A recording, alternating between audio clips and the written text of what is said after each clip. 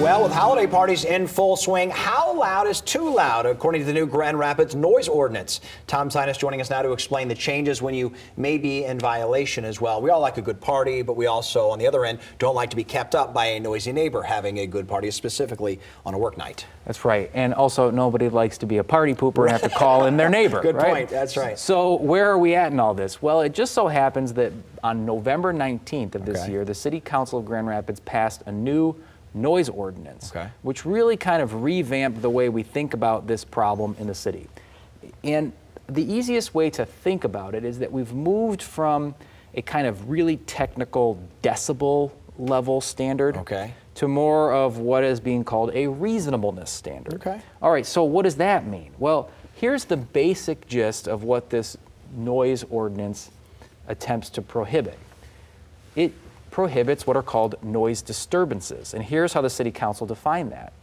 Any sound that unreasonably disturbs a person of normal sensitivities or unreasonably interferes with the peaceful enjoyment of the premises of another because the sound, A, can be heard due to the volume or intensity of the sound, and B, can be heard distinctly and discreetly above the ambient sound of the surrounding area. That's exactly what my wife yelled at me last night when she told me to turn the TV down. What are the odds? Exactly. So that's the standard, but it's wordy enough and squishy enough that it doesn't really give you a specific understanding. But I think the general idea here is not too loud. Well, what is too loud is kind of in the eye of the beholder, but we do have some specific limits here that probably will give people a bit more guidance than that. One of them has to do with disturbances in residential areas.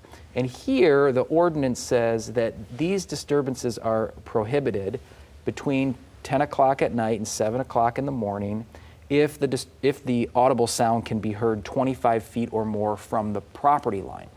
There you go. Okay. Makes sense. We have a similar rule that applies to commercial establishments. That's 100 feet from the property line. And then there are rules dealing with audio equipment, musical instruments.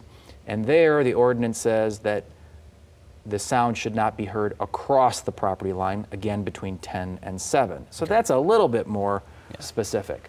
The third thing that happened here is the City Council changed the way that the violations for this were treated. It used to be that these were all misdemeanor violations. Now, the city has made an attempt to sort of decriminalize this offense. And so it starts, and really the default is a civil infraction, you know, a monetary fine.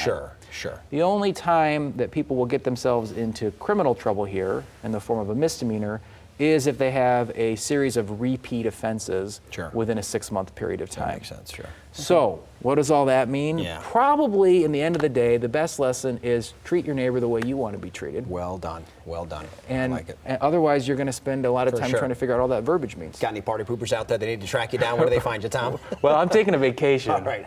But you can give us a call in West Michigan at 616-301-3333. or online at www.sinusdramus.com or email at info@sinusdramus.com. Thanks, Tom. Thanks, Derek.